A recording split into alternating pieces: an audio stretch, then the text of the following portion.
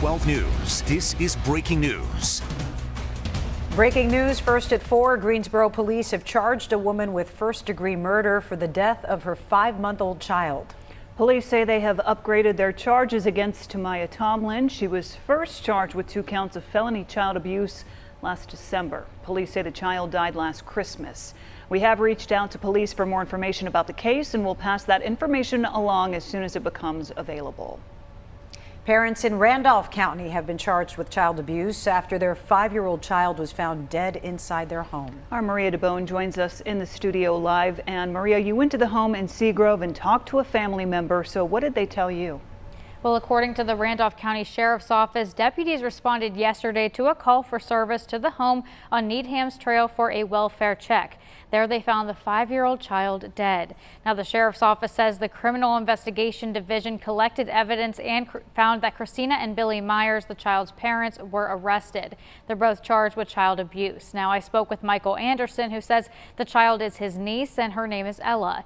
He lives on the same property as the Myers and says the family is now going to have to mourn and remember Ella. She's a loving little happy girl. Completely happy girl. And now it's going to just have to try to get through what's going to happen in the next couple days. Now, Christina and Billy Myers are each being held under a $250,000 secure bond. The Randolph County Sheriff's Office says the investigation is ongoing and anyone with information is asked to call them or Crime Stoppers. In studio, Maria DeBone, WXII 12 News. Maria, thank you. Happening now, we are working to learn more about an assault investigation in Greensboro. Police have only confirmed officers responded to the 3600 block of Shagbark Drive today as part of the investigation. We will pass along more information as it becomes available. A man is dead after he was shot while breaking into a storage building. Winston-Salem police say early this morning, 2 people woke up to Christopher Pesce breaking into the building at their home on White Rock Road. We are told one of them confronted the man, and during that confrontation, a gun was fired. Pesce was hit and later died, and police say the homeowners will not be charged in this case. A Davidson County man is accused of sexually assaulting a girl. Deputies say it happened at a home last Friday in Tyro. Investigators say the suspect, 70-year-old Logan Davis, was also assaulted during the incident and taken to the hospital. He's charged with felony indecent liberties with a minor and is due in court August 3rd. No one injured after a truck crashes into a home in Lexington. That happened overnight. Here are some pictures of the scene from the South Lexington Fire Department. This is on Highway 8 near Robert Hedrick Construction. According to the department, the driver of the truck says a car swerved into their lane and trying to avoid that vehicle caused them to go off the road and crash. A plan to construct in East Greensboro is hitting a roadblock. It's a project that would bring fresh food to 11 neighborhoods in an area that city leaders say is a food desert. Reporter Joshua Davis joins us from Greensboro, where he spoke to the city about what happens next. Joshua. The construction of a Lidl here at the corner of South Elm Street and Westgate City Boulevard in Greensboro is just part of a larger redevelopment project that the city has been working on for almost 2 decades. And it's a project that's been stalled by chemical contamination at the construction site. The city says over the years there have been numerous facilities that existed on this site, ranging from coal plants, print shops, and body shops, each one contaminating the ground with different chemicals. The site was cleaned and tested a decade ago and deemed it usable for construction. In November of 2022, Lidl came to an agreement with Greensboro to build a store on the site. Sue Schwartz, the planning director for the city of Greensboro, says Lidl asked for an updated inspection of the area with the Department of Environmental Quality. The test still found contamination, which would require extensive cleanup, and it means that Lidl wouldn't be able to meet deadlines in their contract with Greensboro. Schwartz says Lidl is still interested in the site, and the city recognizes the importance of a grocery store in this area. At one time, Greensboro was the 2nd largest food desert in the United States. So, especially East Greensboro. So it's very important that for all of Greensboro to be prosperous, you've got to have the basic services. So we're committed to keep charging and seeing what we can do to move the needle.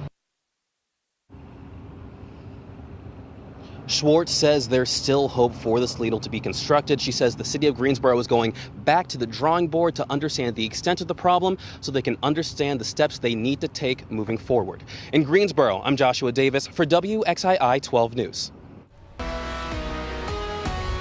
And taking a live look from High Point University right now, some clouds are moving in. It was a really hot day today, Michelle. It has been hot so far. You know, we were about 8 degrees warmer earlier this afternoon, and that's at noontime than where we were yesterday. So we are seeing the heat, and it's on for the rest of the week. You've got scattered showers and thunderstorms out there, building out along the mountain ridges and then filling in through the foothills over the last few hours. We started to see a couple of showers just form overhead right around the noon hour in Wilkes County, but now a few thunderstorms are rolling through, cooling those folks off along 52. It could make for some wet commuting conditions there. Showers and thunderstorms along 29.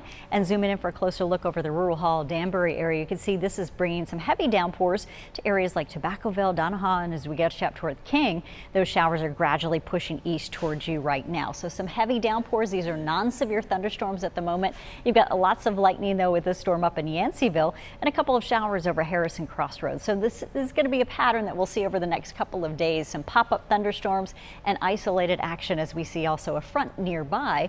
Temperatures though unfortunately feeling like 100 degrees right now in Burlington, near 94 in Winston-Salem, even though temperatures are reading in the upper 80s. So a few degrees warmer out there than what we're actually seeing thanks to the high humidity. We'll have more on that. It's all coming up.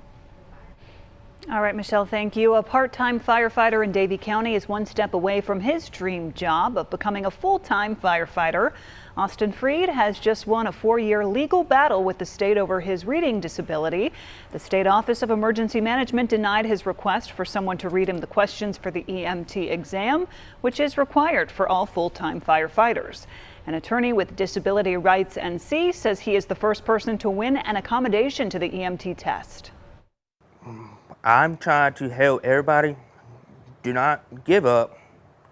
Keep doing what you're doing. If you want to keep doing firefighters, don't give up and keep going. Fight for it. And Freed says he expects to take the EMT test sometime in August or September. The Davie County man says he already has a full-time firefighter job lined up. A setback for the Biden administration. A federal judge has blocked a rule that allows immigration authorities to deny asylum to migrants who arrive at the U.S.-Mexico border without first applying online or seeking protection in a country they passed through. The administration put that policy in place after pandemic-era restrictions expired in May. The administration has 2 weeks to appeal before the change goes into effect. Former pro football player Johnny Lujack has died. The 1947 Heisman winner helped lead Notre Dame to 3 national titles in the 1940s. He then went on to play for the Chicago Bears for 4 seasons. He was 98 years old. This year's ACC football kickoff is officially underway. We are hearing from Commissioner Jim Phillips on a wide range of topics, including the Northwestern football hazing scandal. Phillips has now been named as a defendant in a pair of lawsuits. John Johnson reports from Charlotte. We're here in Charlotte where the signs of football season in the ACC are officially here. ACC kickoff beginning on Tuesday. Commissioner Jim Phillips kicking things off on this Tuesday, and he addressed a multitude of topics, including the ACC's new partnership with the CW. That goes into effect this college football season. But he also addressed the big elephant in the room. Just a week after being indicated in a pair of lawsuits with Northwestern during their hazing scandal, Phillips finally lending voice to his time as AD with the Wildcats. During my 30-year career in college athletics, my highest priority has always been the health and safety of all student athletes. As you know, with this matter in litigation, I'm unable to share anything more at this time. Also a big topic of note from this Tuesday's meeting with Commissioner Jim Phillips. He did bring up the long-term viability of the ACC, and he said he's never been more optimistic about where this conference is going. He referenced the partnership with ESPN being as strong as it's ever been, saying there's a lot of things down the line that's going to make this ACC conference even stronger. Right now, he says the revenue rankings have them third amongst all major conferences. Said they'd like to be a little bit higher, but for now, third is pretty good as they move forward and look for different ways to generate revenue. We've got a full week of ACC football coverage. Duke kicks off our Big Four. Coach Mike Elko starts things off at 11 o'clock on Wednesday. For now, reporting in Charlotte, John Johnson, WXII 12 Sports. Another sign football season's right around the corner. Training camp for the Carolina Panthers kicks off tomorrow at Wofford College in Spartanburg, South Carolina. This year will be a little bit different. While practices are still free and open, you will be required to get a ticket through Ticketmaster. Big crowds are expected after the Panthers drafted quarterback Bryce Young. He was the overall first pick of this year's NFL draft.